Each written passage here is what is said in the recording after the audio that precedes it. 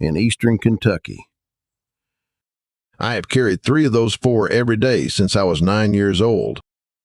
Now set that down a minute. Not one of those 4 was for what you were thinking. The handkerchief was not for his nose. Number 3, the twine, is the one he said would get a man home when nothing else would. And the 4th one, the match safe, is the one I quit carrying, friend. I did not notice I had quit for 11 years. What put it back in my pocket is the last thing in this video, and it is the reason I am making it. These are not keepsakes. Every one of the 4 is a thing a man carried because on this mountain in January, the road went out and nobody was coming. Hit subscribe. The knife first. My grandfather's knife was a Barlow. 2 blades, bone handle worn down on one side to the shape of his thumb. He did not own a second one. He did not need a second one. A man today will tell you he has a knife. He has a knife in a drawer.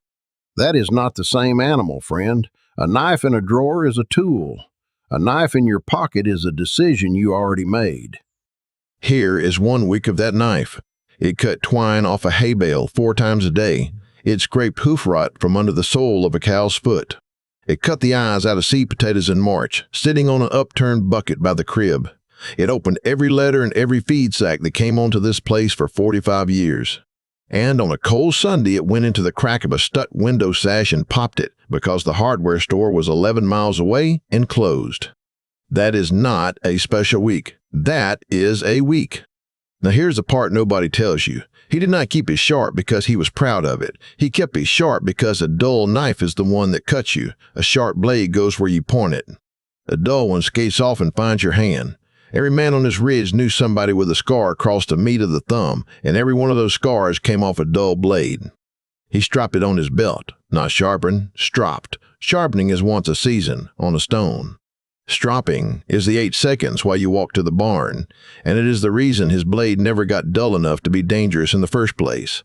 Blade flat to the leather, spine leading, drag it back towards you, never push the edge in. 10 pulls aside.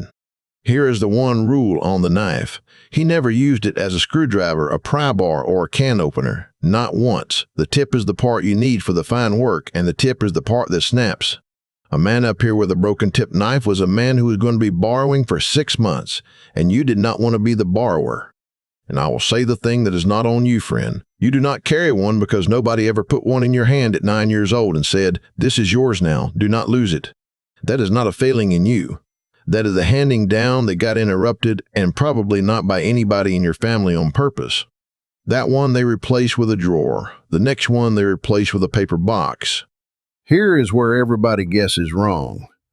You are thinking the handkerchief was for his nose. Sometimes it was. But if that were all it was, he would have carried a cheap one, and he did not. My grandmother hemmed us out of good cotton, 4 of them in the drawer, and when one went thin, she cut it up for rags and made another. You do not do that for a nose. It was a strainer. Milk came out of the barn with chaff in it and went through a handkerchief on the way into the can. It was a pot holder for a skillet handle that had been on the stove all morning. It was a dust mask when he shoveled lime, tied over his mouth. It went over the eyes of a spooked mule so the mule would load. It was a bag, and a man with a handkerchief has a bag. You can carry a dozen eggs a half mile in one if you tie the corners right, and I have. And when he cut the heel of his hand on a piece of roofing tin in 1971, the handkerchief is what he held on it until my grandmother could get him down the mountain. I will be straight with you about that one, friend. Pressure and get to a doctor. That is the whole of what I know and the whole of what I will tell you. He got 7 stitches and a tetanus shot, and the reason that story ends well is the doctor, not the cotton. Now here is the piece you can use tomorrow. A handkerchief is the only thing you own that becomes whatever the situation is. A multi-tool has 14 jobs, and the factory picked all 14. A square of cotton has no jobs until you give it one. That is a real category of usefulness, and we quietly stopped carrying the only item in it. Here is the one rule on the handkerchief. Clean one in the left pocket, working one in the right, and they never trade places. He would use the right-hand one on a gas can and the left-hand one on a cut and never had to stop and think. The whole system is worthless the day the 2 pockets get mixed up. Cotton, not polyester. Polyester will not hold water, will not filter anything, and it melts. That one they replaced with a paper box. The next one they replaced with a plastic clip. The third thing was about 3 feet of baling twine, wound around 2 fingers and tucked into itself so it would not tangle. 3 feet, not a coil, not a rope. 3 feet of the humblest material on a farm. He said a man with 3 feet of string can get himself home from most anything. I did not believe that at 9. I believe it at 72. It tied a gate a cow had rubbed the latch off of, and that gate stayed tied for 2 years. It went around the toe of a boot when the sole started to grin and got him through the last 4 hours of a day of cutting. It made a handle on a bundle of kindling so he could carry it in 1 trip instead of 3. It replaced a bootlace twice.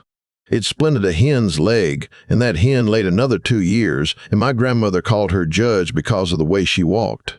And on the worst day, it tied the hood of a truck down after the latch let go on the county road so he could see well enough to get off this mountain. None of that is impressive on its own. That is exactly the point. The humble thing does not save you once dramatically. It saves you 40 times quietly and you never notice. 1 knot did all of it. 2 half hitches. You can tie it in the dark with 1 hand and your teeth. It holds under load, and it comes loose with a pull when you want it to. He never learned a second knot and never needed one. Here's the one rule on the twine. It comes out of your pocket and it goes back in, every time. The man who uses his string and walks away is the man who has no string the day he needs string. He cut a foot off a bale and rewound his pocket piece standing right there in the barn before he did anything else. That is a small discipline, and it is the whole difference between owning a thing and having a thing. Pattern break, friend. Yeah. Everything so far your own grandfather could have walked you through in an afternoon.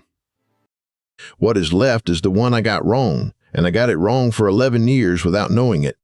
A brass match safe, screw cap, rubber gasket, about the size of a shotgun shell. Inside it, 8 or 9 strike-anywhere matches and a square inch of sandpaper glued into the cap.